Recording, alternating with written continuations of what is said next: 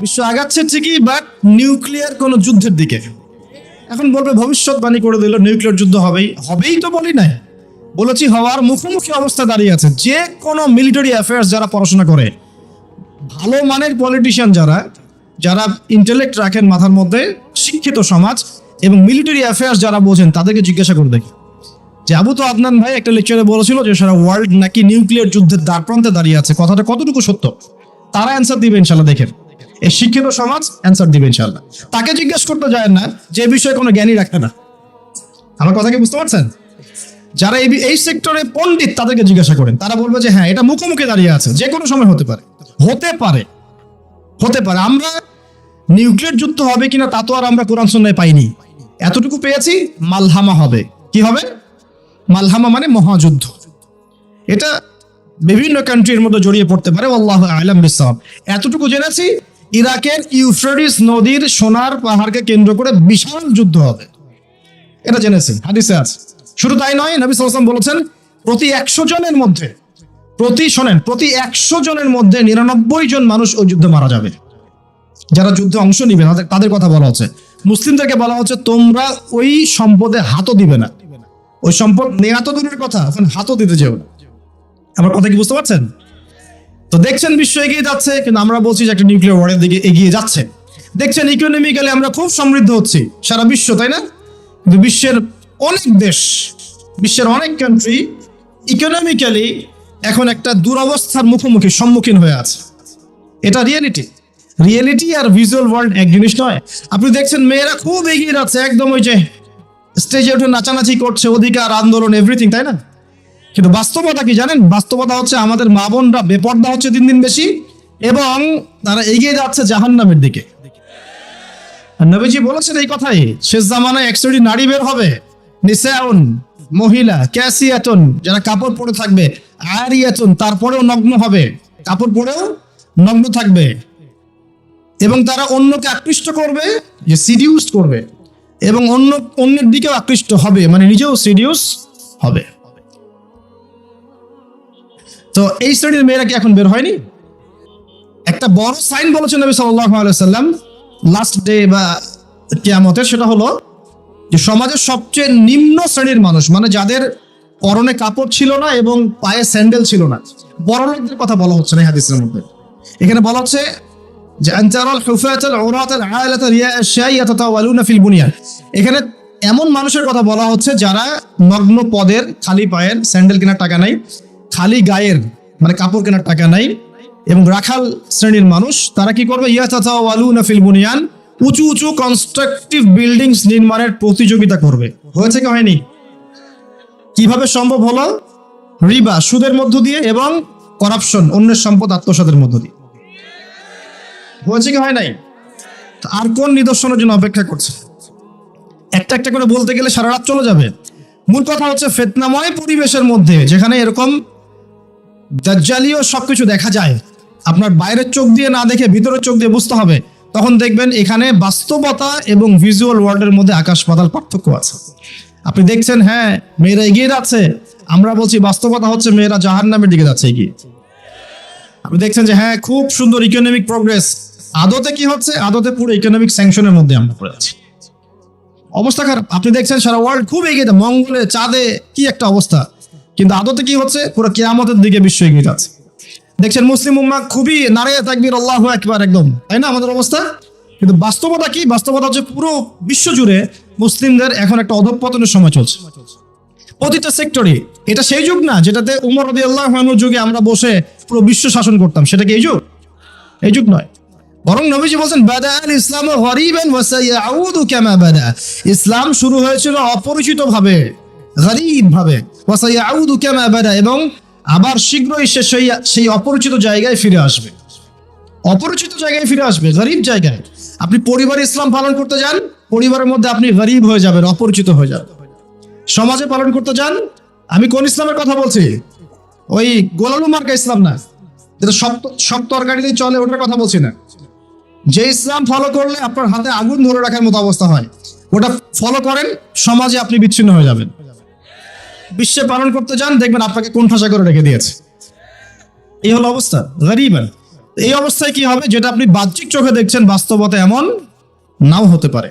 আল্লাহ পাক আমাদেরকে এই সিচুয়েশনটাকে বোঝার তৌফিক দান করুন। সিচুয়েশন বুঝতে গেলে বাহ্যিক জ্ঞান যথেষ্ট নয়, ইন্টারনাল কি লাগবে, আল্লাহর বাসিরা এবং নূর এবং মারেফত দরকার আছে।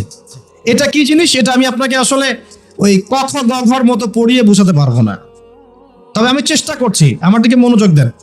খিদর আলাইহিস সালাম যা দেখছেন মূসা আলাইহিস সালাম কি তাই দেখেছিলেন?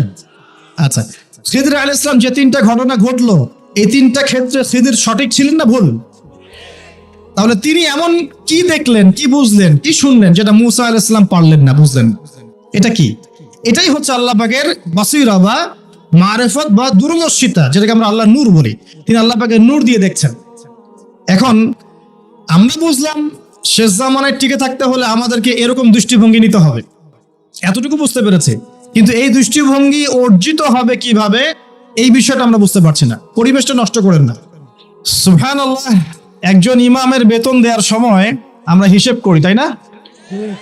10,000 টাকা না 8,000 টাকা, 2,000 টাকা বাড়াতে আমাদের কলিজা কাঁপে।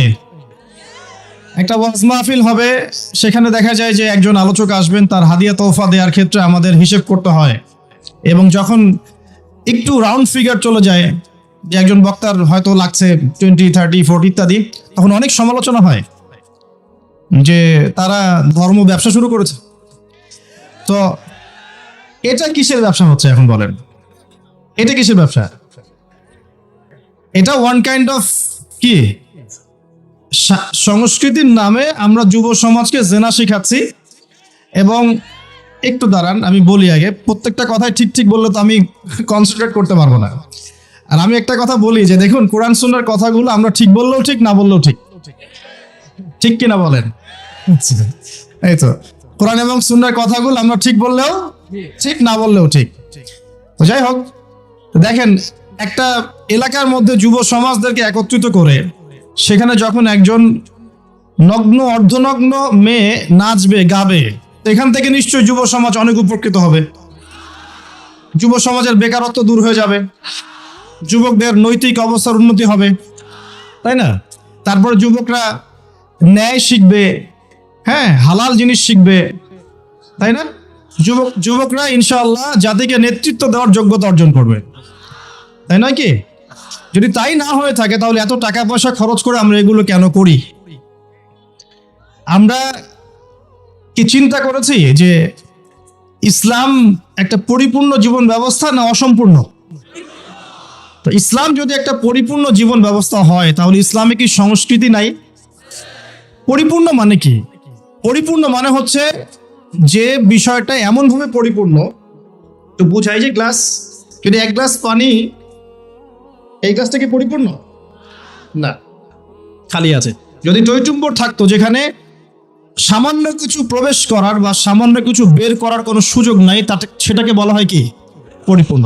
এখন আপনি কোরআন পুরোটা ঘেটে ফেলেন, আপনি একজন হিন্দু ভাই হন বা খ্রিস্টান ভাই হন, বুদ্ধিস্ট হন, জিউস হন বা মুসলিম হন, বা আপনি কোনো ধর্মই মানেন না, একজন নাস্তিক মনে করেন, কথার কথা বলছি, আমি উদাত্ত আহ্বান জানাচ্ছি আপনি কোরআনটাকে স্টাডি করেন। আমি আপনাকে বলছি না যে একদম পরিপূর্ণ মুসলিম হয়ে যান, এটা কিন্তু আমি বলছি না। আমি বলছি আপনি কোরআনটাকে স্টাডি করেন, স্টাডি করে দেখেন যে কোরআনে এমন একটা বিষয়ে বাকি আছে কিনা যেটা মানবতার জন্য প্রয়োজন। এমন একটা কোনো বিষয় বাকি আছে নাকি? মানুষের জীবনে কয়েকটা ক্ষেত্র থাকে, ইবাদত বন্দেগীর জীবন থাকে, যেখানে আপনি ইবাদত বন্দেগী করবেন, নামাজ, রোজা, হজ, যাকাত, আধ্যাত্মিকত্ব, আল্লাহর মারেফত অর্জন, আল্লাহর ওলি হবেন, পরকালে জান্নাতে যাবেন। এই তো মানুষের ইবাদতের একটা জীবন থাকে, মানুষের একটা পারিবারিক জীবন থাকে। পারিবারিক জীবনে আপনি পরিবারকে ডিল করবেন, সন্তান সন্ততি প্রতিপালন করবেন ইত্যাদি। সামাজিক জীবন থাকে একটা, সামাজিক জীবনে আপনি সমাজের মানুষের সাথে ডিল করেন, মুআমালাত থাকে আপনার।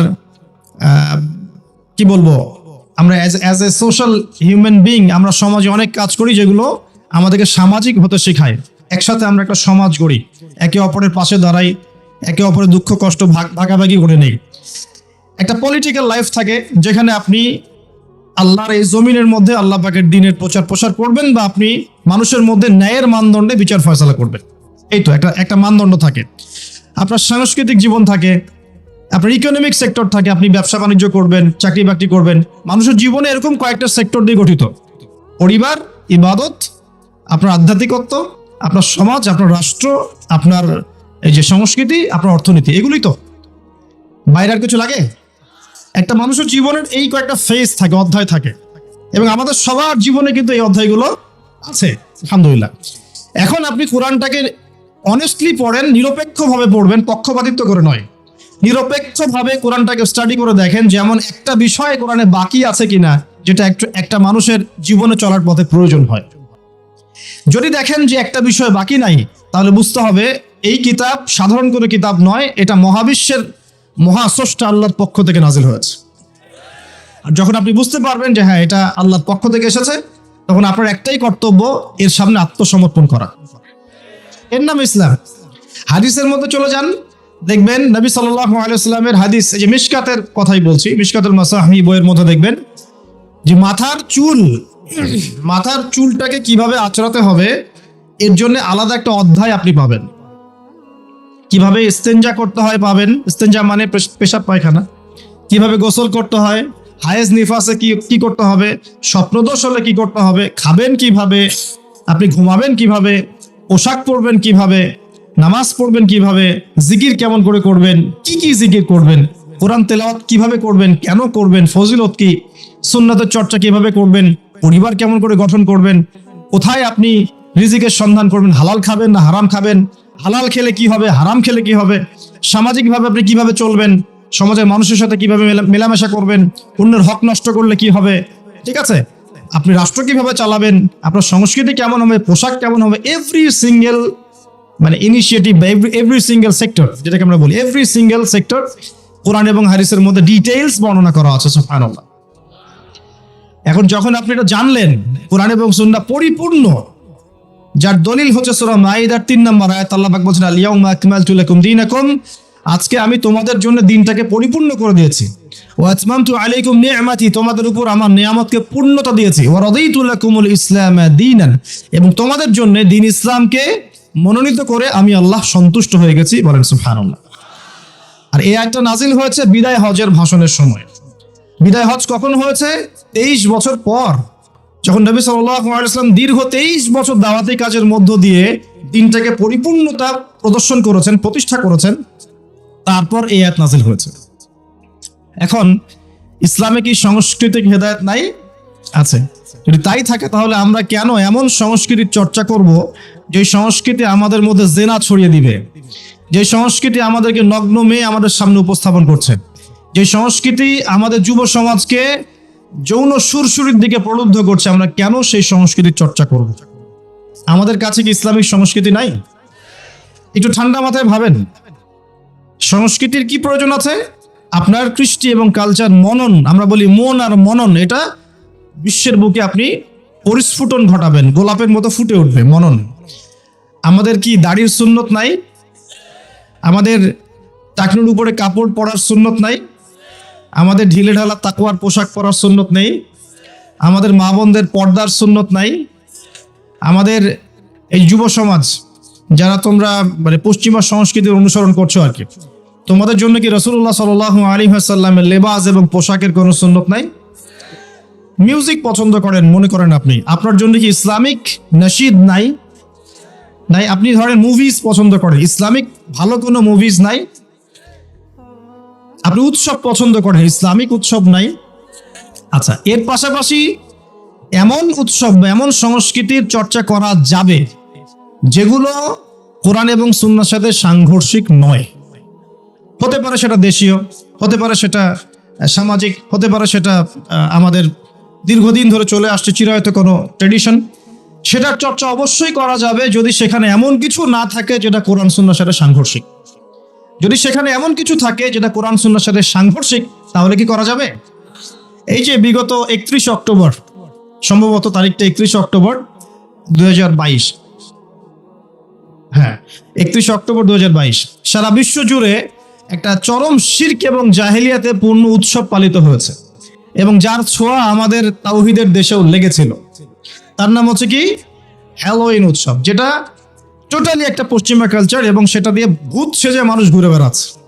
দেখেন নাই তো এখানে একটা স্ট্যাচুকে প্রমোট করা হচ্ছে না, মানুষের স্বাভাবিক যে আকৃতি আল্লাহ পাক দিয়েছেন এখান থেকে সে ভূত হতে যাচ্ছে, প্রেতাত্মা হতে যাচ্ছে।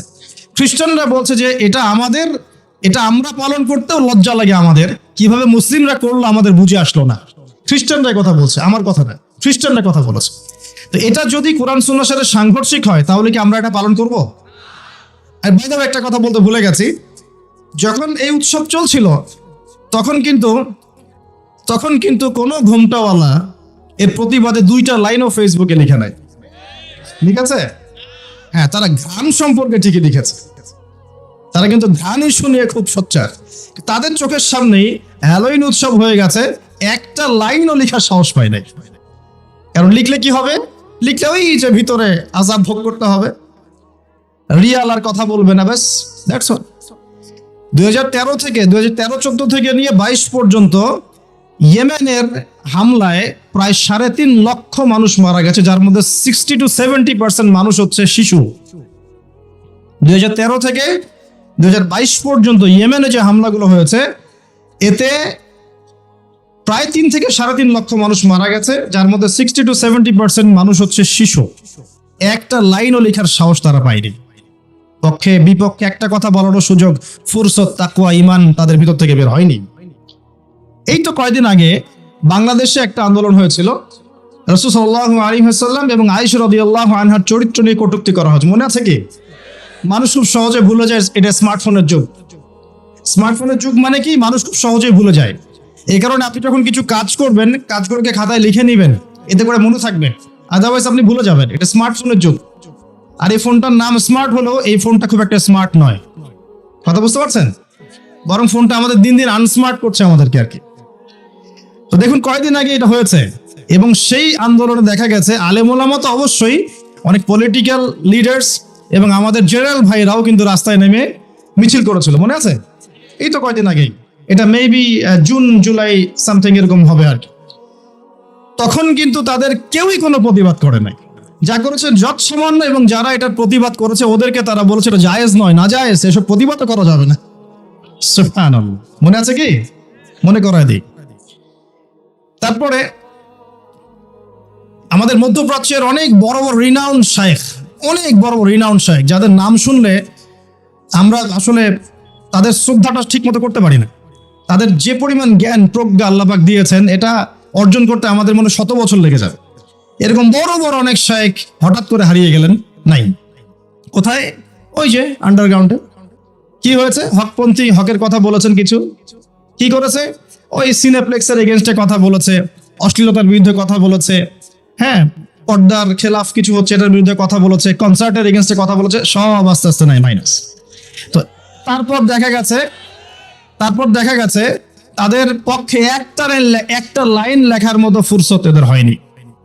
এরকম অসংখ্য ইস্যুজ আছে যখন তাদেরকে খুঁজে পাওয়া যায় না, কিন্তু যখন এরকম ঘ্রাণের মতো কোনো ইস্যু বের হয় যার সাথে আমাদের সম্পর্ক আছে, হঠাৎ করে গর্ত থেকে বের হয়ে বলে দেবে যে খারেজি। সুবহানাল্লাহ। সারা বিশ্বে মুসলিম কান্ট্রিগুলোর দিকে তাকিয়ে দেখুন, অলমোস্ট এভরি সিঙ্গেল মুসলিম কান্ট্রিতে আজকে মুসলমানরা নির্যাতনের শিকার, ঠিক আছে?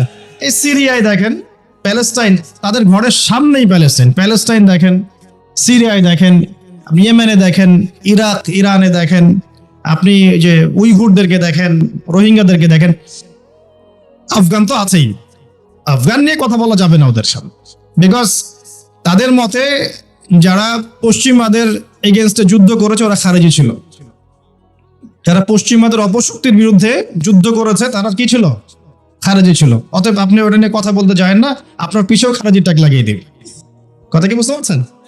আচ্ছা, কিন্তু আমেরিকার সাথে যে বন্ধুত্ব, আমেরিকা এবং ইসরায়েল এবং পশ্চিমাদের সাথে যে বন্ধুত্ব, এই বন্ধুত্বের এগেনস্টে কোনো কথা বলার ফুরসত হয় না। কারণ কি? এটা নিয়ে কথা বললে তো রিয়াল বন্ধ হয়ে যাবে, এটা নিয়ে কথা বললে সমস্যা, দুনিয়ার স্বার্থগুলো নষ্ট হয়ে যাবে।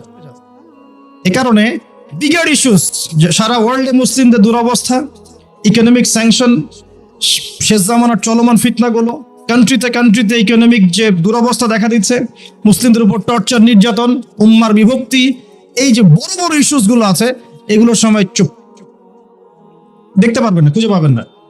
যখনই দেখবেন এমন কোনো শব্দ বা ইস্যুস জোর করে বের করা যায় যেটাকে নিয়ে কথা বললে ইসলামিক একটা ফ্লোকে থামিয়ে দেওয়া যেতে পারে, তখন দেখবেন গর্ত থেকে মাথা বের করে বলছে এই যে খারেজি। সমাজদার কেলে ইশারা কাফি। আর কিচ্ছু বলতে যাচ্ছি না, শুধু মনে রাখবেন একটা কথা যে কোরআন এবং সুন্নাহর সাথে গাদ্দারি করে পৃথিবীতে কেউ টিকে থাকতে পারলেও আল্লাহর কাছে টিকতে পারে নাই। কোরআন এবং সুন্নাহর সাথে গাদ্দারি করে দুনিয়াতে অনেক কিছু অ্যাচিভ করা যেতে পারে, কিন্তু আল্লাহ পাকের পরকালে কবরে কশ্চিনকালেও পার পাওয়া যাবে না।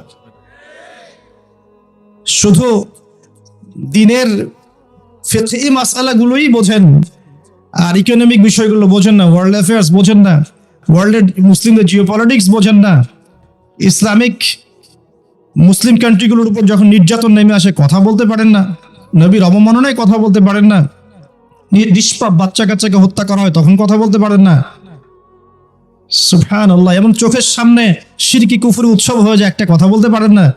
ঘ্রাণ ইস্যুতে এত কথা আপনার, কোথায় ছিল এই কথাগুলো যখন এইসব ইস্যুগুলো সামনে ছিল? সুবহানাল্লাহ। এখান থেকে এক শ্রেণীর মানুষের একটা ভিতরের চরিত্র আপনি খুঁজে পাবেন। মনে রাখবেন, ইসলামের বাহ্যিক শত্রুর চাইতে ভিতরের শত্রুর ক্ষতিকর দিক বেশি। ইসলামের বাহ্যিক শত্রুদেরকে আমরা স্পষ্ট চিনি, তাদের সাথে ফাইট করা সহজ, কিন্তু ভিতরের শত্রুদের সাথে ফাইট করা ডিফিকাল্ট। এই জন্য এই যুগে বাইরের চোখ দিয়ে যা দেখবেন সেটা সবসময় সত্য নয়, ভিতরের চোখ দিয়ে আপনাকে দেখা শিখতে হবে। আপনাকে খিদির আলাইহিস সালাম হতে হবে।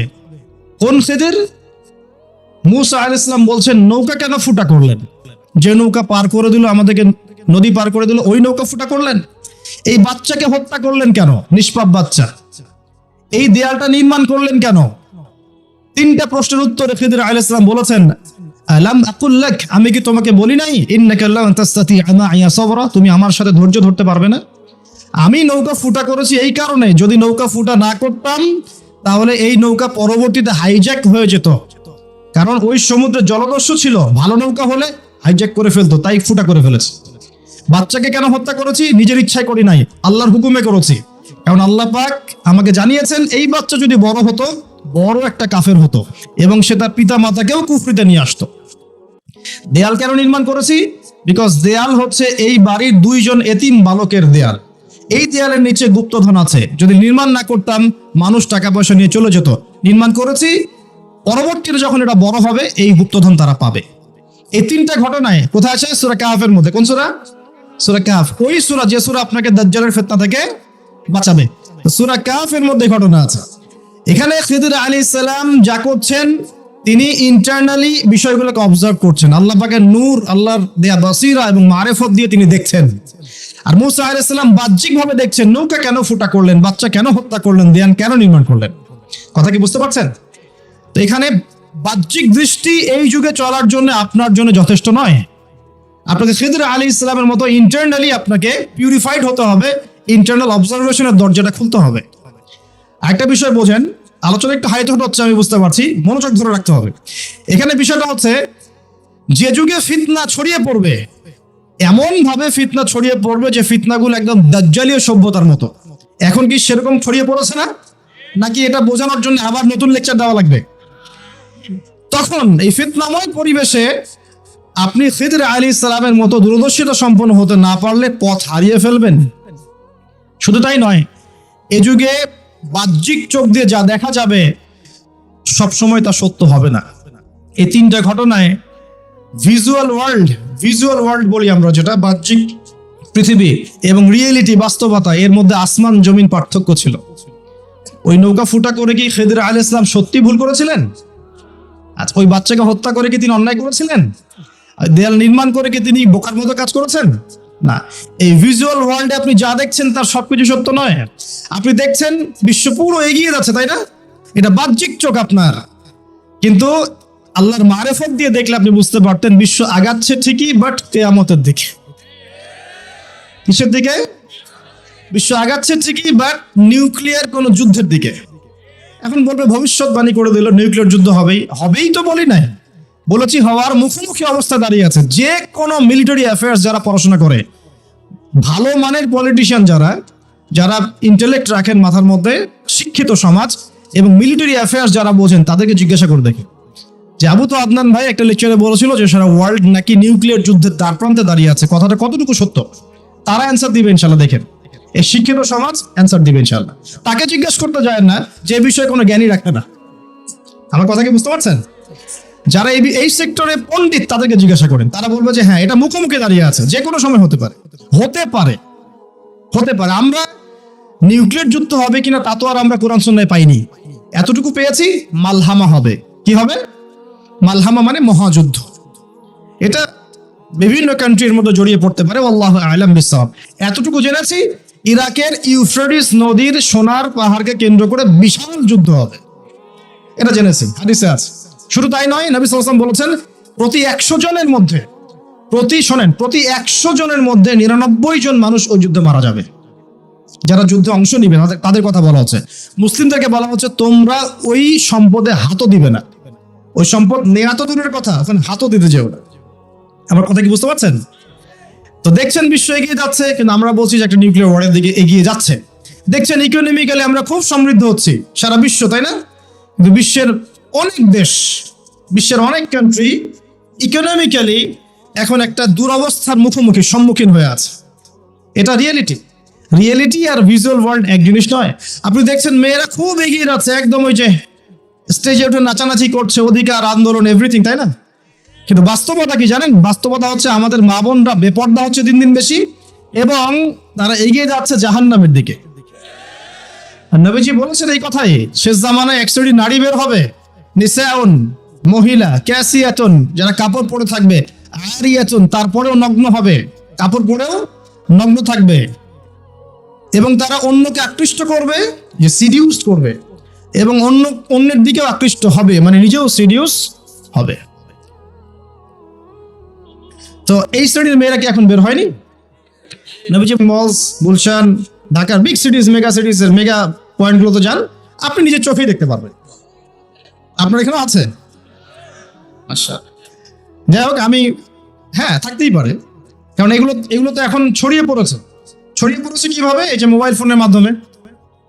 এমন কোনো জায়গা নাই এখন, বিশ্বের এমন কোনো জায়গা নাই যেখানে এই ফিতনাগুলো আসলে ছড়িয়ে পড়ে নাই। সো তারা ছড়িয়ে পড়েছে। এখন নবী সাল্লাল্লাহু আলাইহি ওয়াসাল্লাম এটাই বলছেন যে মেয়েরা পোশাক পরিবর্তন হয়ে যাবে, ছেলেরা মেয়ের পোশাক পরবে, মেয়েরা ছেলের পোশাক পরবে। পরে নাই? আর কোন নিদর্শনের জন্য অপেক্ষা করছেন? শুধু পোশাক পরিবর্তন মানে বাহ্যিক পোশাক নয়, এখানে আপনার সমাজের ফাংশনাল রোলটাও চেঞ্জ হয়ে যাবে। মেয়েরা ছেলেদের জায়গায় আসবে, ছেলেরা মেয়েদের জায়গায় আসবে। এসেছে কি আসে নাই? আচ্ছা, একটা বড় সাইন বলেছেন নবী সাল্লাল্লাহু আলাইহি ওয়াসাল্লাম লাস্ট ডে বা কিয়ামতের, সেটা হলো যে সমাজের সবচেয়ে নিম্ন শ্রেণীর মানুষ, মানে যাদের পরনে কাপড় ছিল না এবং পায়ে স্যান্ডেল ছিল না, বড় লোকদের কথা বলা হচ্ছে না এই হাদিসের মধ্যে। এখানে বলা হচ্ছে যে আনতারাল হুফাতাল উরাতাল আলাতা রিয়াশাই ইয়াতাতাওয়ালুনা ফিল বুনিয়ান। এখানে এমন মানুষের কথা বলা হচ্ছে যারা নগ্ন পদের, খালি পায়ের, স্যান্ডেল কেনার টাকা নাই, খালি গায়ের মানে কাপড় কেনার টাকা নাই, এবং রাখাল শ্রেণীর মানুষ। তারা কি করবে? ইয়াতাতাওয়ালুনা ফিল বুনিয়ান, উঁচু উঁচু কনস্ট্রাকটিভ বিল্ডিংস নির্মাণের প্রতিযোগিতা করবে। হয়েছে কি হয়নি? কিভাবে সম্ভব হলো? রিবা, সুদের মধ্য দিয়ে, এবং করাপশন, অন্যের সম্পদ আত্মসাতের মধ্য দিয়ে। হয়েছে কি হয় নাই? আর কোন নিদর্শনের জন্য অপেক্ষা করছে? একটা একটা করে বলতে গেলে সারা রাত চলে যাবে। মূল কথা হচ্ছে ফিতনাময় পরিবেশের মধ্যে, যেখানে এরকম দাজ্জালীয় সবকিছু দেখা যায়, আপনার বাইরের চোখ দিয়ে না দেখে ভিতরের চোখ দিয়ে বুঝতে হবে, তখন দেখবেন এখানে বাস্তবতা এবং ভিজুয়াল ওয়ার্ল্ডের মধ্যে আকাশ পাতাল পার্থক্য আছে। আপনি দেখছেন হ্যাঁ মেয়েরা এগিয়ে যাচ্ছে, আমরা বলছি বাস্তবতা হচ্ছে মেয়েরা জাহান্নামের দিকে যাচ্ছে এগিয়ে। আপনি দেখছেন যে হ্যাঁ খুব সুন্দর ইকোনমিক প্রোগ্রেস, আদতে কি হচ্ছে? আদতে পুরো ইকোনমিক স্যাংশনের মধ্যে আমরা পড়ে আছি, অবস্থা খারাপ। আপনি দেখছেন সারা ওয়ার্ল্ড খুব এগিয়ে, মঙ্গলে, চাঁদে কি একটা অবস্থা, কিন্তু আদতে কি হচ্ছে? পুরো কিয়ামতের দিকে বিশ্ব এগিয়ে যাচ্ছে। দেখছেন মুসলিম উম্মাহ খুবই নারায়ে তাকবীর আল্লাহু আকবার একদম, তাই না আমাদের অবস্থা? কিন্তু বাস্তবতা কি? বাস্তবতা হচ্ছে পুরো বিশ্ব জুড়ে মুসলিমদের এখন একটা অধঃপতনের সময় চলছে প্রতিটা সেক্টরে। এটা সেই যুগ না যেটাতে উমর রাদিয়াল্লাহু আনহুর যুগে আমরা বসে পুরো বিশ্ব শাসন করতাম, সেটা কি এই যুগ? এই যুগ নয়। বরং নবীজি বলছেন বাদাআল ইসলামু গরীবান ওয়া সায়াউদু কামা বাদা। ইসলাম শুরু হয়েছিল অপরিচিত ভাবে, গরীব ভাবে, ওয়া সায়াউদু কামা বাদা, এবং আবার শীঘ্রই সে সেই অপরিচিত জায়গায় ফিরে আসবে। অপরিচিত জায়গায় ফিরে আসবে, গরিব জায়গায়। আপনি পরিবারে ইসলাম পালন করতে যান, পরিবারের মধ্যে আপনি গরিব হয়ে যাবেন, অপরিচিত হয়ে যাবেন। সমাজে পালন করতে যান, আমি কোন ইসলামের কথা বলছি?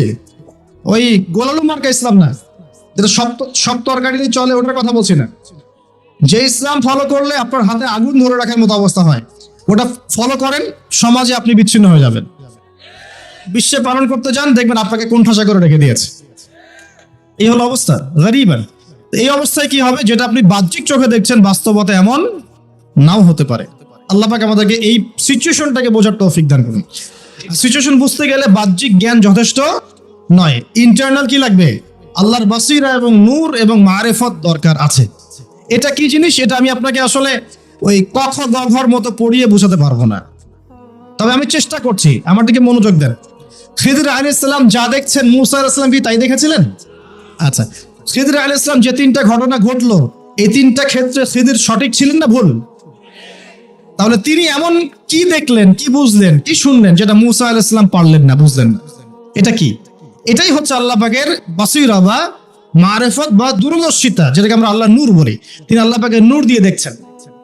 এখন আমরা বুঝলাম শেষ জামানায় টিকে থাকতে হলে আমাদেরকে এরকম দৃষ্টিভঙ্গি নিতে হবে, এতটুকু বুঝতে পেরেছে। কিন্তু এই দৃষ্টিভঙ্গি অর্জিত হবে কিভাবে, এই বিষয়টা আমরা বুঝতে পারছি না। পরিবেশটা নষ্ট করেন না। এই দৃষ্টিভঙ্গি অর্জিত হবে কিভাবে, এটা কি জানা দরকার নাই? আচ্ছা, আসুন সেদিকে কথা বলি।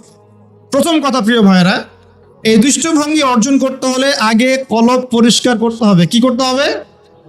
আচ্ছা, এটা কিভাবে হবে? সার্ফ এক্সেল দিয়ে ঘষবেন? আচ্ছা, কলব পরিষ্কার করার জন্য আমি কয়েকটা ফর্মুলা বলে দিই আগে। এটা সবার জন্য। এবং বিশ্বাস করেন, এখন আমরা সমাজে যারা বসবাস করি, বেশিরভাগ আমরা মৃত কলব নিয়ে বসবাস করি, বেশিরভাগ। যদি কলব জিন্দাই হতো তাহলে হক বাতিল চিনতে পারতাম না।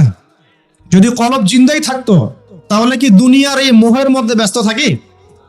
যদি কলব জিন্দা থাকতো সারাদিন, তাহলে দুনিয়ার ফিকিরে ব্যস্ত থাকতে পারি। যদি কলব জীবিতই থাকে তাহলে কাউকে দাফন করার পরে দুনিয়াবি খোশ গল্পে কেউ মত্ত হতে পারে? যদি কলব জিন্দা থাকে তাহলে কেউ মানুষকে ঠকাতে পারে, মাপে কম দিতে পারে, কেউ কি গোপনে পাপ করতে পারে, কেউ কি অন্য সম্পদ আত্মসাৎ করতে পারে? কলব জিন্দা থাকলে কেউ সুদ খায়, কলব জিন্দা থাকলে কেউ জেনা করে, কলব জিন্দা থাকলে কেউ এরকম নোংরা কনসার্টে যেতে পারে? অতএব বুঝতে পারছি এইসব পরিস্থিতি দেখে যে আমাদের বেশিরভাগের কলব কি? মৃত, নিঃসন্দেহে মৃত, কোনো সন্দেহ নাই। নবী সাল্লাল্লাহু আলাইহি ওয়াসাল্লাম বলছেন, যখন আদম সন্তান একটা পাপ করে তখন কলবের মধ্যে একটা স্পট বা দাগ পড়ে, কালো একটা স্পট বা দাগ পড়ে। আবার যদি গোনাহ করে আবার স্পট পড়ে, আবার দাগ পড়ে, আবার গোনাহ করে আবার স্পট পড়ে। গোনার উপর গোনাহ করতে থাকে, পুরো কলবটা কালো, কুচকুচে, কুৎসিত হয়ে যায়, দুর্গন্ধযুক্ত। অনেস্টলি বলেন তো দেখি, অনেস্টলি বলেন যে আমাদের কলবগুলো এখন এরকম না? আমরা কন্টিনিউয়াসলি পাপ করি না? কতবার দিনে আস্তাগফিরুল্লাহ ওয়া আতুবু ইলাইহি পড়ি, কতবার? নবী সাল্লাল্লাহু আলাইহি ওয়াসাল্লাম এমন একজন ব্যক্তি যার আগের গুনাহ মাফ, পরের গুনাহ মাফ, তারপরেও তিনি দিনে 100 বার বলতেন আস্তাগফিরুল্লাহ ওয়া আতুবু ইলাইহি। আমাদের তো প্রয়োজন হয় না, কারণ আমাদের তো অনেকের, আমাদের সবার না, অনেকের অ্যাটিটিউডটা এমন যে সে জান্নাতে অলরেডি চলে গেছে এবং তার দল, তার সংগঠন অলরেডি জান্নাতে চলে গেছে। আপনার যদি নিজ লাগে আপনি আসেন, আমার কাছে ফর্ম পূরণ করেন, আপনাকে দিয়ে দিব জান্নাত। এমন অ্যাটিটিউড নাই? এই অ্যাটিটিউডটা কিন্তু ইহুদিদের দর্শন। ওরা এরকম মনে করতো যে আমরা আল্লাহর সিলেক্টেড বান্দা, ইলেক্টেড বান্দা, যদি জাহান্নামে যাইও তাহলে অল্প কয়েকদিন থাকবো, তারপর বেরো চলে আসবো। হ্যাঁ, এই কথা সূরা বাকারায় আছে, পড়ে দেখেন তো। দেখুন প্রিয় ভাইয়েরা, কলব পরিষ্কারটা সবচেয়ে ইম্পর্টেন্ট জিনিস। এখন মানুষ বলতে পারে সুফিজমের আলোচনা করছে। হ্যাঁ, সুফিজমের আলোচনা করছি কিনা তা জানি না, তবে আমি আল্লাহর ইহসান নিয়ে কথা বলছি। কি নিয়ে কথা বলছি? হাদিসে জিবরিলের মধ্যে 4টা প্রশ্ন করা হচ্ছে। কয়টা প্রশ্ন? 4টা। তার মধ্যে একটা প্রশ্ন হচ্ছে আখবিরনি আনিল ইহসান, হে মুহাম্মদ সাল্লাল্লাহু আলাইহি ওয়াসাল্লাম আমাকে ইহসান সম্পর্কে বলুন। জিবরাইল আলাইহিস সালাম প্রশ্ন করছেন। কে প্রশ্ন করছেন? ইহসান কি? নবী সাল্লাল্লাহু আলাইহি ওয়াসাল্লাম বলেন, আনতা আবুদাল্লাহ কাআন্নাকা তারাহ, তুমি এমন ভাবে আল্লাহর ইবাদত করবে যেন তুমি আল্লাহকে দেখতে পাচ্ছ। ওয়া ইল্লাম তাকুন তারাহু ফাইন্নাহু ইয়ারাক, তুমি যদি আল্লাহকে দেখতে নাও পারো, জেনে রাখবে যে আল্লাহ পাক তোমাকে দেখছেন। এই ফিলিংসটা মানুষের মধ্যে থাকলে কি মানুষ পাপগুলো কন্টিনিউয়াসলি করতে পারে? যদি পাপ হয়েও যায় সেটা তওবা করে ফিরে আসবে, তাই নয় কি? আচ্ছা, এখন দেখুন কি করতে হবে। এক নাম্বার বলছি যে অন্তরটাকে পরিচ্ছন্ন করতে হবে। পরিচ্ছন্ন করার জন্য প্রথম কাজ কি? প্রথম কাজ হচ্ছে 5 ওয়াক্ত নামাজকে আঁকড়ে ধরা। কি করা? 5 ওয়াক্ত নামাজকে আঁকড়ে ধরা। যদি আপনি জামাত মিসও করে ফেলেন, বাসায় পড়ে ফেলবেন, নামাজ বাদ দেওয়া যাবে না। মানে জামাত মিস করে ফেলেছি জন্য নামাজ বাদ, এমন নয়।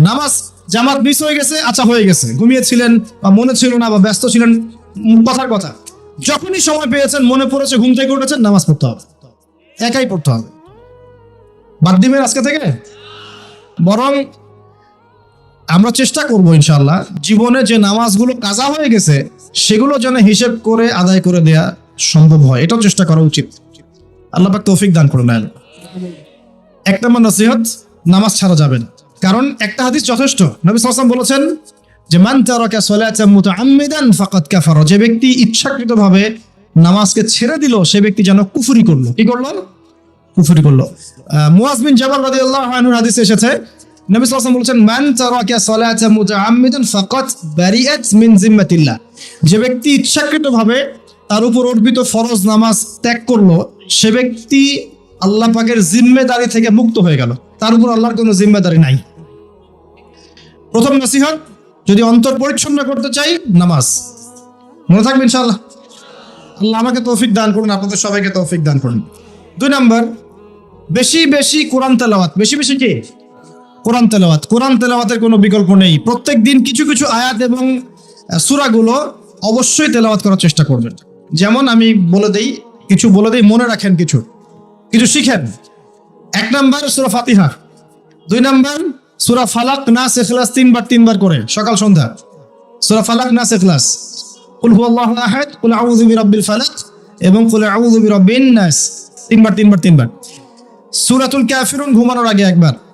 সূরা হাশরের শেষ 3 আয়াত, সূরা বাকারার শেষের 3 আয়াত, ঠিক আছে?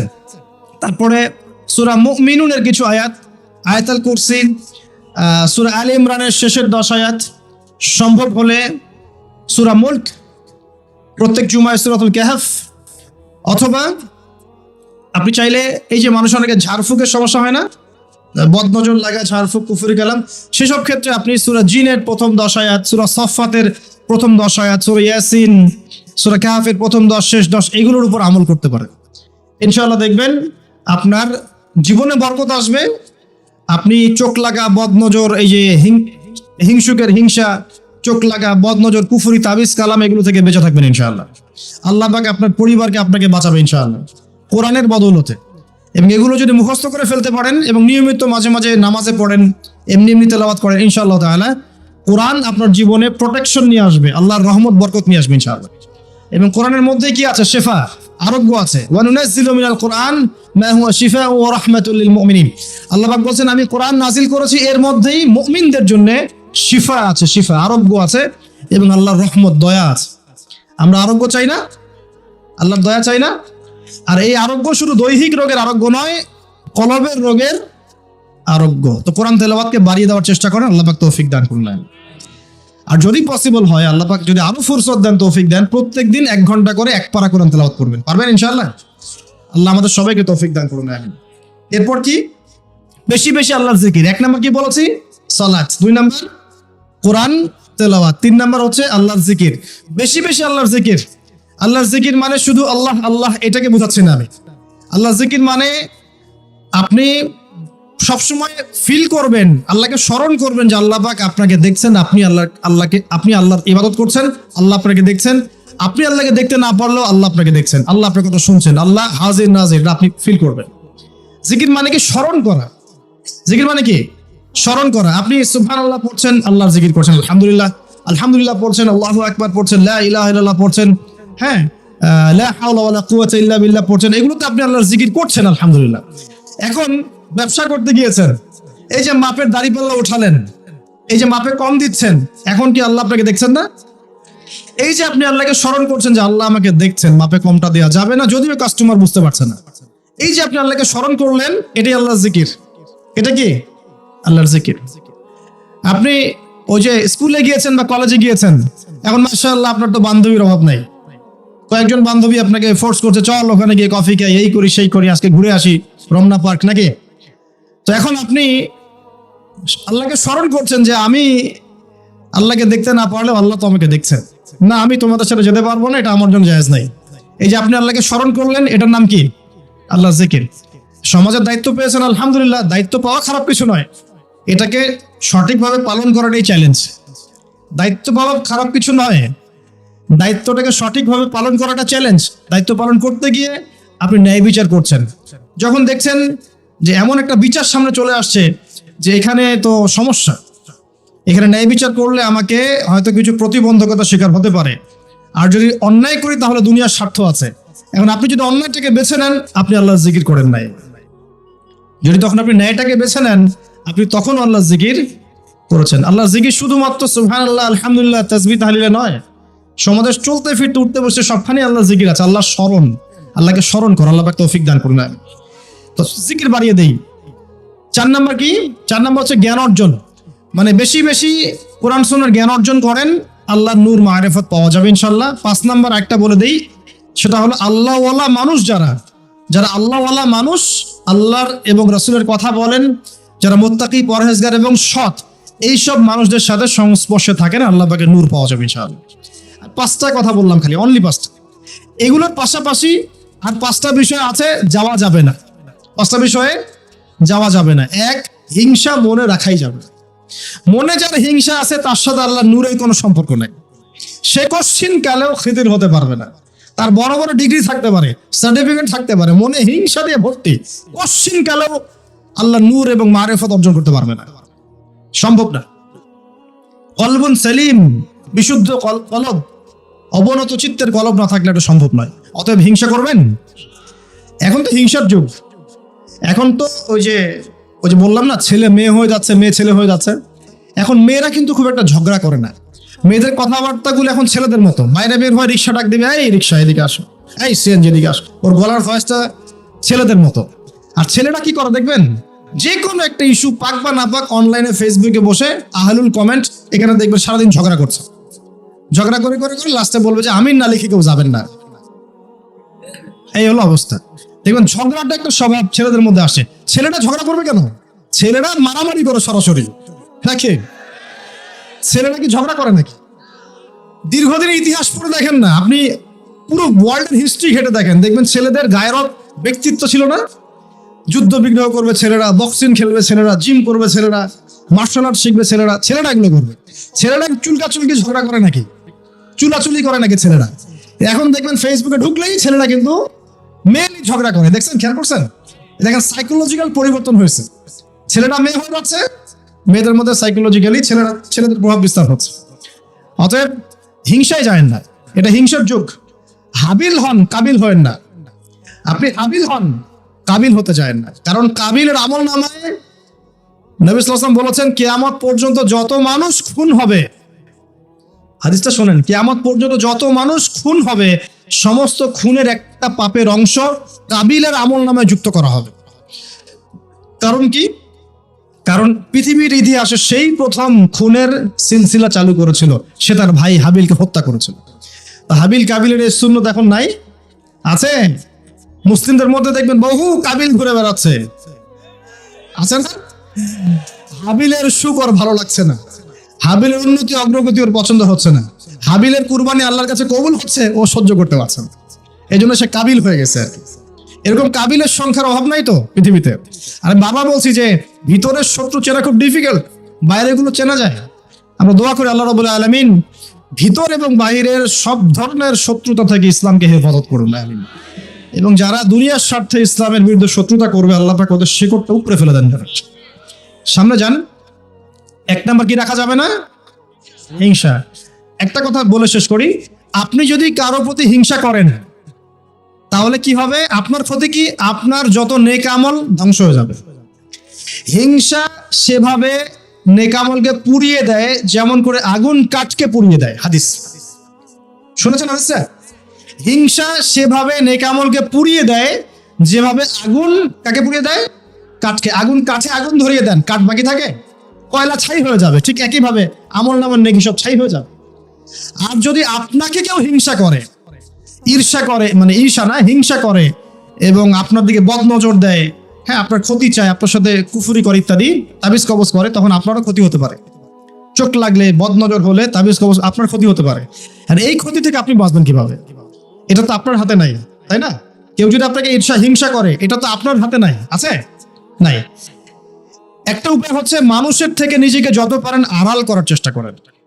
এই যে বারবার বলি না, এত শোডাউনের দরকার নাই, ফেসবুকের দরকার নাই, অনলাইনের এই যে ছবি টবি দরকার নেই, এমনি এমনি বলি না। আমরা চাই যে মানুষ থেকে যতটা পারে আড়াল হতে, যতটা সম্ভব, কারণ এখন তো এর চেয়ে বেশি কিছু পাচ্ছি না। এতে ক্ষতি আছে, মানুষের চোখ লাগে। এখন আপনি বাঁচবেন কিভাবে? প্রতিদিন সূরা ফালাক, সূরা নাস, ইখলাস সকাল সন্ধ্যা 3 বেলা করে, সকাল সন্ধ্যা 3 বার করে সূরা ফালাক, সূরা নাস, সূরা ইখলাস। প্রত্যেক নামাজের পর আয়াতুল কুরসি, ঘুমানোর আগে আয়াতুল কুরসি, সূরা বাকারার শেষের আয়াত, সূরা মুলক। এই যে কোরআনিক চিকিৎসাগুলো আপনি যদি গ্রহণ করেন, ইনশাআল্লাহ তাআলা আপনি চোখ লাগা থেকে বাঁচবেন। ইনশাআল্লাহ ইনশাআল্লাহ আপনি বদনজর থেকে বাঁচবেন, হিংসার কুপ্রভাব থেকে বাঁচবেন ইনশাআল্লাহ। এগুলো কিন্তু হেলা কথা বলছি না, এটা এত মারাত্মক। নবী সাল্লাল্লাহু আলাইহি ওয়াসাল্লাম বলেছেন যে চোখ লাগা বদনজরগুলো এত মারাত্মক যে একটা জীবন্ত উটকে রান্নার পাত্রে নিয়ে আসতে পারে। এত ডেঞ্জারাস, এত ডেঞ্জারাস। তো হিংসা করবেনও না, হিংসার শিকারও যেন না হন। এই জন্য সূরা ফালাককে বেশি বেশি তেলাওয়াত করবেন। কুল আউযু বিরাব্বিল ফালাক মিন শাররি মা খালাক ওয়া মিন শাররি গাসিকিন ইযা ওয়াকাব ওয়া মিন শাররি নাফাসাতি ফিল উকদ ওয়া মিন শাররি হাসিদিন ইযা হাসাদ। আমি হিংসুকের হিংসা থেকে আল্লাহ তোমার আশ্রয় চাচ্ছি যখন সে হিংসা করে। পারবেন ইনশাআল্লাহ? আর কি করা যাবে না? আল্লাহর নূর মারিফত পেতে হলে অহংকার করা যাবে না। কি যাবে না? আল্লাহ পাক সব পছন্দ করলে অহংকার পছন্দ করবেন না। আল্লাহ পাক অহংকার পছন্দ করবেন। আল্লাহ পাক অনেক পাপ মাফ করে দিতে পারেন, অহংকার আল্লাহ পাক খুব কঠিন ভাবে ধরেন। আল্লাহ পাক খুব কঠিন ভাবে অহংকারীকে আল্লাহ পাক কখনোই পৃথিবীতে টিকতে দেন নাই। অহংকার আল্লাহ পাকের চাদর, এটা ধরে কেউ টান দিতে পারে না। তো মনের মধ্যে যদি অহংকার থাকে, কোশ্চিন কালেও ডিগ্রি সার্টিফিকেট অর্জন করেও আল্লাহর নূর পাওয়া যাবে। আপনি খিদির হতে পারবেন না, সিচুয়েশন বুঝতেও পারবেন না, সলিউশনও বের করতে পারবেন না। একজন সত্তার কথা বলে দেই, আমি আলোচনা গুটিয়ে নিচ্ছি আস্তে আস্তে ইনশাল্লাহ। একজন সত্তার কথা বলি, ইবলিস নামাজ মনে আছে? ইবলিস, সে কি আল্লাহর একজন আবেদ ছিল না? ইবাদত করে নাই? তার জ্ঞান ছিল না? প্রচন্ড জ্ঞানী ছিল, আল্লাহ পাকের প্রচুর ইবাদত করেছে। কেন জাহান্নামী হল? কি কারণে জাহান্নামী হল? দেখেন, সে আল্লাহ পাকের আদেশকে লঙ্ঘন করেছে, সেজদা করে নাই। এই তো আদম আলাইহিস সালামও তো গাছের কাছে চলে গিয়েছেন, তাহলে আদম আলাইহিস সালামও তো গাছের কাছে গিয়েছেন, আল্লাহ পাকের হুকুমটা লঙ্ঘন হয়ে গেল না? ইবলিসও তো লঙ্ঘন করেছে, তাহলে উভয়ের মাঝে কি পার্থক্য? পার্থক্যটা হচ্ছে আদম আলাইহিস সালাম ভুল করে তওবা করে ফিরে এসেছেন, অহংকার করেন নাই, করেছেন? পক্ষান্তরে ইবলিস ভুল করেও তার উপর অটল থেকেছে। সে বলেছে খালাকতানি মিন নার ওয়া খালাকতাহু মিন তিন। আল্লাহ, আপনি যে আমাকে বলছেন আদমকে সিজদা করতে, আপনি ভুল, আমি সঠিক। নাউযুবিল্লাহ। এই যে আবা ওয়াস্তাকবার, সে উদ্ধত হলো এবং অহংকার প্রদর্শন করলো। এই একটা কারণেই আল্লাহ পাক কি করেছেন? তাকে চিরস্থায়ী জাহান্নামে দিয়েছেন। কথা কি বুঝতে পারছেন? অতএব অহংকার থাকলে আল্লাহর নূর পাওয়া যাবে না। ইবলিসের ইবাদত ছিল, টিকতে পারে নাই। ওর কিন্তু ইলম ছিল, টিকতে পারে নাই। আল্লাহ বোঝার তৌফিক দান করে নাই। আর অহংকার মানে এই নয় যে আপনি ভালো জামা পরেছেন, ভালো একটা সুন্দর বাড়ি করেছেন, আপনার জুতাটা সুন্দর, আপনার মানে কিছু জমি জমা আছে, হ্যাঁ, আপনার চলাফেরা আপনি শৌখিনতা পছন্দ করেন, এটার নাম অহংকার নয়। অহংকার কি? অহংকার হচ্ছে মাতারুন নাস, মাতারুল হাক্কি ওয়া গামতুন নাস। সত্য যেটা, আল্লাহর পক্ষ থেকে সত্য বিধানটাকে অস্বীকার করা এবং মানুষকে তুচ্ছ তাচ্ছিল্য করা, এই হলো অহংকার। মনে থাকবে? অহংকার কি? সত্যকে প্রত্যাখ্যান করা এবং মানুষকে কি করা? তুচ্ছ তাচ্ছিল্য করা। একজন মুমিন ভাইয়ের খারাপ হওয়ার জন্য এতটুকু যথেষ্ট যে সে আরেকজন মুমিন ভাইকে তুচ্ছ তাচ্ছিল্য করছে। এখন এই সোশ্যাল মিডিয়াতে এটা হয় না? সোশ্যাল মিডিয়া মানেই হচ্ছে যাকে পাও ধুয়ে দাও একদম, মানে এর মধ্য দিয়ে দিনের কি যে খেদমত করতেছে আল্লাহ ভালো জানে। অথচ আপনি তারে বসায় দেন এসব চেয়ারে, দেখেন কয়টা লাইন বলতে পারে এখানে বসে, দুটো হাদিস মুখস্থ করতে দেন, 40টা আয়াত মুখস্থ করতে দেন, দিনের জন্য একটা বই লিখতে দেন। মানে এখন দেখবেন এমন একটা যুগ চলছে, যারা কাজ করে ওরা বেশি সমালোচনার শিকার হয়। যে কাজ করে না ওর কোনো সমালোচনাই নাই। যে নামাজ পড়ে না ওকে নিয়ে কোনো ফিকির নাই, যে নামাজ পড়ে ওর হাতটা নিচে নামানোর উপরে ওঠানোর জন্য ব্যস্ত হয়ে আছে আর কি। খেয়াল করেন নাই? যে নামাজ পড়ে না কোনো ফিকিরই নেই, যে বেচারা নামাজ ধরেছে ওকে ডেকে আনা হচ্ছে, এদিকে আসো, তোমার নামাজ ঠিক হয় নাই, নামাজ এই ঠিক করতে হবে, ওই ঠিক করতে হবে। আরে ভাই, যে নামাজ পড়ে না ওর কাছে যাও, তুমি ওকে নামাজই বানাও। আর যারা মেহনত করে মানুষকে নামাজই বানায়, দেখবেন এই এই লোকগুলোকে টার্গেট করে ধরে ধরে নামাজ ঠিক করতেছে। যুক্তিও আছে আবার। যুক্তিটা কি বলছে? যে নামাজ পড়ে না ওর তো হিসেব আরো ডেঞ্জারাস। যে নামাজ পড়ে না ওর কথা বাদ, যে নামাজ পড়ছে ও তো পরিশ্রম করেও রিওয়ার্ড নাকি পাচ্ছে না, এই কারণে ওকে নিয়ে বেশি চিন্তা আমাদের। তো আসলে যে ইবলিসই কিয়াস, ইবলিস একটা কিয়াস করছিল না, যে আমাকে আগুন দিয়ে সৃষ্টি করেছেন, আর যে আদমকে মাটি দিয়ে সৃষ্টি করেছেন, আমি কেন ওকে সেজদা করব? এই কিয়াসগুলো বাতিল কিয়াস। আরে ভাই, সে তো নামাজ পড়ছে, অ্যাটলিস্ট সে তো নামাজ পড়ছে। কে বললো যে এই ইখতিলাফি মাসালাগুলোর কারণে নামাজই কবুল হবে না? নামাজ কবুল করার দায়িত্ব কি আপনি নিয়েছেন নাকি? নামাজের মধ্যে সবচেয়ে ইম্পর্টেন্ট জিনিসটা কি? আল্লাহর ধ্যান নাকি আল্লাহর মারিফত? নামাজের মনোযোগ, কনসেন্ট্রেশন, আপনার এই যে কি বলে খুশু, এটা বেশি ইম্পর্টেন্ট না? নামাজে আপনার বাইরের আচরণ সব ঠিক আছে, কিন্তু নামাজে কোনো মনোযোগ নাই, নামাজে কোনো মনোযোগই নাই, কি পড়ে কিছু বোঝেনি না, নামাজ পড়ে আল্লাহকে পাচ্ছেন না, চিনছেন না, নামাজ পড়েও আপনি পাপ থেকে দূরে থাকতে পারছেন না, তার মানে নামাজ কবুল হচ্ছে না। তো নামাজের ভিতরের রুহটা কোথায়, আত্মাটা কোথায়? ভিতরের আত্মা নিয়ে মেহনত কম, বাইরের বিষয় নিয়ে মেহনত বেশি। আল্লাহ পাক মুসলিম উম্মাহকে বোঝার তৌফিক দান করুন। প্রিয় ভাইয়েরা, তো কোথায় ছিলাম আমি? হ্যাঁ, অহংকার। ইবলিস অহংকার করেছে বলে কি হয়ে গেল? আল্লাহ পাক তাকে রিজেক্ট করলেন। তো আল্লাহ রাব্বুল আলামিন আমাদের সবাইকে অহংকার থেকে দূরে রাখুন, আমিন। এবং আমাদের মনে যদি অহংকার থেকে থাকে, এগুলোকে দূর করে ফেলার তৌফিক আল্লাহ পাক দান করুন। কিভাবে? দুটো কাজ করলে দূর হয়ে যাবে। এক, বেশি বেশি মৃত্যুর কথা স্মরণ করলে, যখন আমি ভিতর থেকে ফিল করবো যে হ্যাঁ, আমাকে মারা যেতে হবে, আমার হিসেব আমাকে দিতে হবে, তখন দেখবেন নিজেকে নিয়ে মানুষ বেশি ব্যস্ত থাকবে। আর যখন মানুষ নিজে অহংকারী হয়ে যায়, মনে করেন আমি তো পার পেয়ে গেছি, তখন মানুষ অন্যের দিকে বেশি তেল দেওয়া শুরু করে, অন্যের চরকায় বেশি তেল দেওয়া শুরু। আগে না বাবা, নিজের চরকায় আগে তেল দাও। তুমি নিজের আমলের কি অবস্থা, আকীদার কি অবস্থা, আল্লাহকে পেলাম কিনা, কোরআন পড়তে জানি কিনা, হাদিস কতটুকু মুখস্থ করলাম, কতটুকু দাওয়াতের কাজ করলাম, দিনের জন্য কি করলাম, এই ফিকির আগে করো তুমি, তারপরে না মানুষের দিকে চোখ দাও। অন্তরটা পবিত্র হবে ইনশাআল্লাহ আযজা ওয়া জাল্লা। হিংসা করা যাবে না, আল্লাহ নূর পেতে হলে অহংকার করা যাবে না। 3 নাম্বার একটা জিনিস বলে দেয়, কি করা যাবে না? কাউকে অপবাদ দেওয়া যাবে না। কাউকে কোনো মিথ্যা অপবাদ দিলে অন্যের হকে আপনি দায়গ্রস্ত হয়ে যাবেন, তখন অন্যের হকের দায়গ্রস্ততা পূরণ করতে আল্লাহর কাছে আপনাকে কঠিন বিচারের সম্মুখীন হতে হবে। অন্যের উপর অপবাদ দিলে, অন্যের নামে গীবত করলে এবং সমালোচনার অপসংস্কৃতির চর্চা করতে থাকলে আল্লাহর নূর পাওয়া যাবে না। 4 নাম্বার কি? 4 নাম্বার পরশ্রী কাতরতা। অন্যের সুখ দেখে, উন্নতি দেখে, অগ্রগতি দেখে আপনার সহ্য হয় না, জলে। ঠিক আছে? এইরকম মিন মাইন্ডেড, মানে ছোট লোকের মনোভাব থাকলে কোশ্চিন কালে নূর কলবে আসবে না। আর 5 নাম্বারটা হচ্ছে মানুষের প্রতি দয়ালু হতে হবে। কি হতে হবে? দয়ালু। দয়ালু মানে কি? যে সবাইকে আগে নিজের ভাই মনে করতে হবে। একজন ব্যক্তি পলিটিশিয়ান হোক, মিলিটারি সেক্টরে থাকুক, পুলিশ হোক, বিজিবি হোক, আনসার হোক, সাধারণ মানুষ হোক, যুবক যুবতী, কিশোর কিশোরী যেই হোক, এদেশের সবাই আমার আপন ভাইয়ের মতো, সবাই আমাদের ভাই, সবাই মুসলিম ভাই।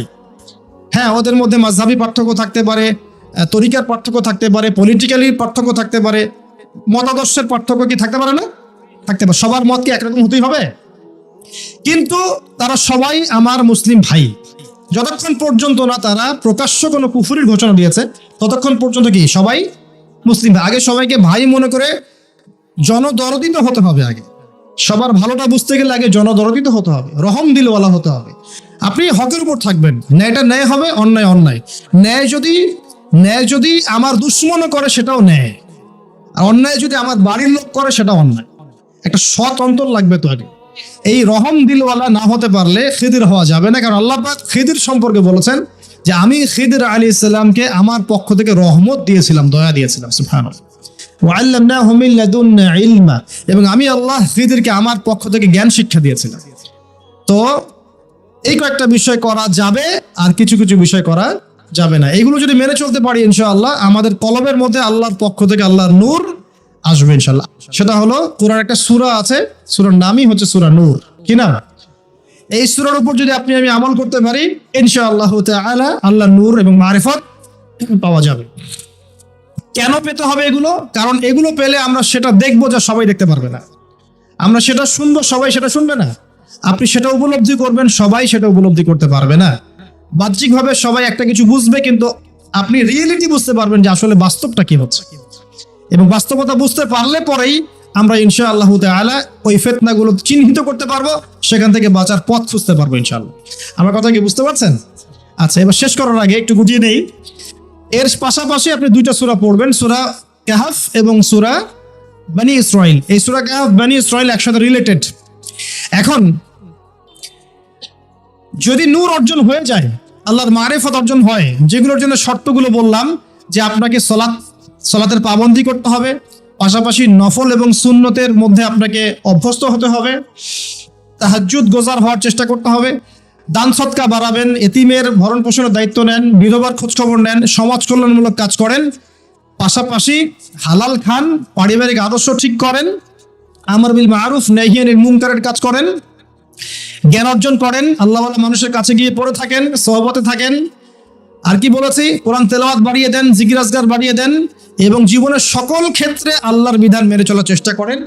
ইনশাআল্লাহ তাআলা আপনি আল্লাহর নূর পাবেন এই কাজগুলো করলে।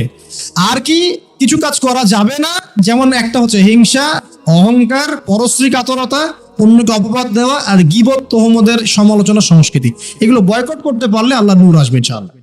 আর কি? সূরা কাহফ পড়বেন, সূরা বনী ইসরাইল পড়বেন, সূরা নূরের উপর আমল করবেন। এই সূরা নূরের উপর আমল করতে গিয়ে একটা বড় কথা বলে দেই, সেটা হলো এই সূরার প্রথম দিকেই আছে জেনা থেকে দূরে থাকার কথা। সব আমলগুলো ঠিকঠাক করার পরেও আমরা নূর পাবো না যদি আমরা হারাম জেনায় লিপ্ত থাকি। আমি বোঝাতে পারছি? সবকিছু আপনি মেনে চললেন, আজকের লেকচারে সব মেনে চলেছেন, কিন্তু জেনার পাপে লিপ্ত আছেন, গোপন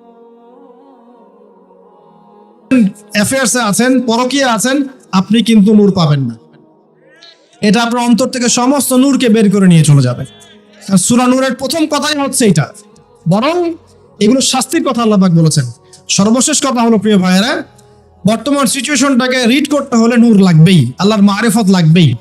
এই মারিফত অর্জন করার পথ পদ্ধতিগুলো আল্লাহ পাক আমরা সবাইকে মেনে চলার তৌফিক দান করুন, আমিন। আমরা জানি এখনকার বিশ্বে, একটু সময় দেন 2 মিনিট, এখনকার বিশ্বে মুসলিমদের অবস্থা হয়তো ভালো নয়, কিন্তু ইনশাআল্লাহ তাআলা অতি শীঘ্রই আল্লাহ রাব্বুল আলামিন এই উম্মতের অবস্থাকে উন্নতির দিকে নিয়ে যাবেন ইনশাআল্লাহ আযজা ওয়া জাল। মুসলিমদের মধ্যে ঐক্য হবে ইনশাআল্লাহ, এবং আমরা এমন একটা প্রজন্ম পাবো ইনশাআল্লাহ যার হাতে আল্লাহ পাক ইসলামের পতাকা তুলে দিবেন ইনশাআল্লাহ। হয়তোবা দাজ্জাল অচিরেই আত্মপ্রকাশ করবে, এবং তার অনুসারী এই যে জিউস এবং জায়নিস্টরা, এরা হয়তো সারা ওয়ার্ল্ডকে শাসন করবে ঠিকই, বেশিরভাগ মানুষ বিভ্রান্ত হবে ঠিকই, কিন্তু অতি শীঘ্রই আল্লাহ রাব্বুল আলামিন ইমামুল মাহদিকে আনবেন, তারপর ঈসা ইবনে মারিয়ামকে নামাবেন, এবং তাদের হাতে আল্লাহ রাব্বুল আলামিন এই প্যালেস্টাইন মুক্ত করে এই জেরুজালেম থেকে বিশ্ব শান্তি প্রতিষ্ঠা করবেন ইনশাআল্লাহ। এটা কিন্তু পুরো ফিক্স, কোরআন এবং সুন্নাহর মধ্যে একেবারে অকাট্য একটা ভবিষ্যৎবাণী, কেউ পাল্টাতে পারবে না। এখন এই সময়টা আসছে, আমাদের কাজ কিন্তু শুধু ফেসবুকে পড়ে থাকা নয়, একে অপরের পিছনে গীবত তোহমতে পড়ে থাকা নয়, এবং ছোটখাটো বিষয় নিয়ে সময় নষ্ট করা নয়। আমাদের কাজগুলো পড়াশোনা করা, পারিবারিক আদর্শ ঠিক করা, সৎ কাজের আদেশ করা, অসৎ কাজে নিষেধ করা, আল্লাহ নূর অর্জন করা, আল্লাহওয়ালা মানুষের কাছে থাকা, এবং উম্মাহকে বিভক্ত করতে যায় না, ঐক্যবদ্ধ করার চেষ্টা করেন। আমাদের উপরে যারা আছে যে কোনো সেক্টরে, তাদের সাথে শত্রুতা পোষণ করার প্রয়োজন নেই, বরং দোয়া করতে শেখেন এবং তাদের ভুলভ্রান্তিগুলোকে গঠনমূলকভাবে ধরিয়ে দেন। আরো বলবো যে তাদেরকে উত্তম নসিহত করেন এবং আল্লাহর কাছে বেশি বেশি দোয়া করেন, আল্লাহ রাব্বুল আলামিন যেন আমাদের উপরে এমন কিছু মানুষকে এনে দেন যাদের মধ্য দিয়ে ইসলামের খেদমত হবে ইনশাআল্লাহ, ইসলাম এগিয়ে যাবে ইনশাআল্লাহ তাআলা। আল্লাহ পাক আমাদের সবাইকে পবিত্র কোরআন এবং হাদিস অনুযায়ী জীবন যাপন করার তৌফিক দান করুন, এবং আমাদের সবাইকে আল্লাহ পাকের নূর ও মারিফত অর্জন করার তৌফিক দান করুন। আমাদের কলবের যত ত্রুটিগুলো আছে আল্লাহ পাক সেগুলোকে দূর করে দিন। আল্লাহ পাক আমাদের পরিবারের আদর্শগুলো সুন্দর করে দিন, আমাদের মা বোনদেরকে খাস পর্দায় থাকার তৌফিক দান করুন। আমরা দোয়া করবো যে আল্লাহ রাব্বুল আলামিন আমাদের সন্তান সন্ততি যারা আছে তাদেরকে মুসলিমের মতো মুসলিম রূপে মানুষ করার তৌফিক দান করুন।